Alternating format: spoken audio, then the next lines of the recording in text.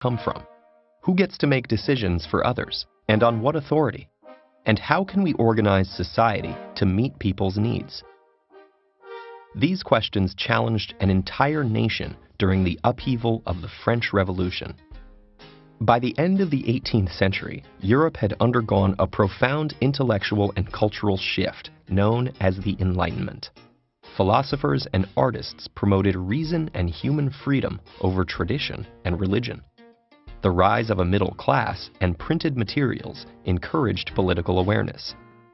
One of the largest and richest countries in Europe was still governed by an ancient regime of three rigid social classes called estates.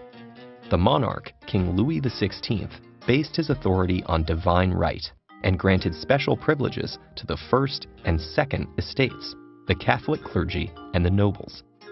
The third estate, middle-class merchants and craftsmen, as well as over 20 million peasants, had far less power. And they were the only ones who paid taxes, not just to the king, but to the other estates as well. In bad harvest years, taxation could leave peasants with almost nothing, while the king and nobles lived lavishly on their extracted wealth. But as France sank into debt due to its support of the American Revolution and its long-running war with England, change was needed. King Louis appointed Finance Minister Jacques Necker, who pushed for tax reforms and won public support by openly publishing the government's finances.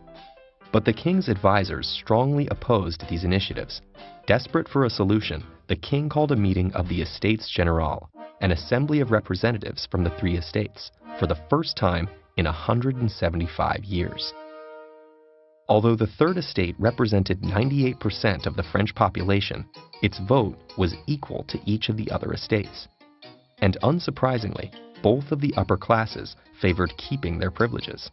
Realizing they couldn't get fair representation, the Third Estate broke off, declared themselves the National Assembly, and pledged to draft a new constitution, with or without the other estates. King Louis ordered the First and Second Estates to meet with the National Assembly, but he also dismissed Necker, his popular finance minister. In response, thousands of outraged Parisians joined with sympathetic soldiers to storm the Bastille prison, a symbol of royal power and a large storehouse of weapons. The revolution had begun. As rebellion spread throughout the country, the feudal system was abolished.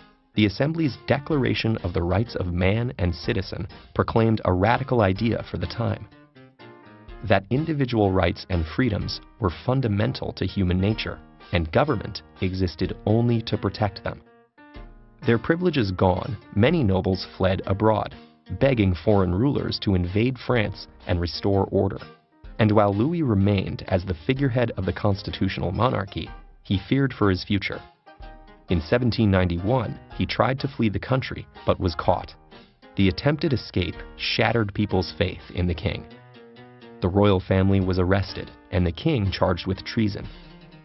After a trial, the once revered king was publicly beheaded, signaling the end of 1,000 years of monarchy and finalizing the September 21st declaration of the First French Republic, governed by the motto Liberté, Égalité